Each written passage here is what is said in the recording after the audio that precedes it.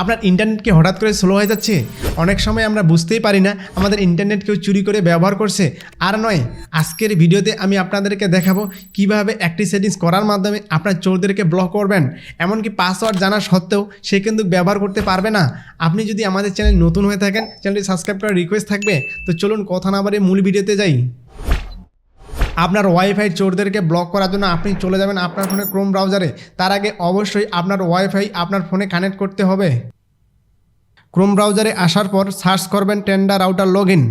এখানে আমার রাউটারটির নাম হচ্ছে টেন্ডা, এই কারণে আমি টেন্ডা দিয়ে সার্চ করছি। আপনারটা যদি অন্য হয় সেক্ষেত্রে আপনি সেমভাবে সার্চ করবেন আপনার রাউটারের নাম দিয়ে।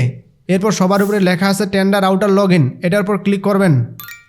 এরপর লগ ইনে ক্লিক করবেন।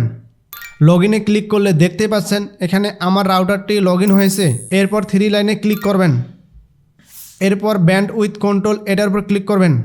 এরপর এখানে আসলে দেখতে পাচ্ছেন আমার এখানে ওয়াইফাইগুলো যেগুলো কানেক্ট আছে সেগুলো শো করতেছে।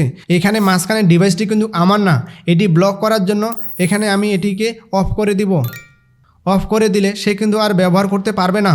এভাবে আপনার রাউটারে যতগুলো আননোন পারসন দেখবেন সবগুলোকে ব্লক করে দিবেন।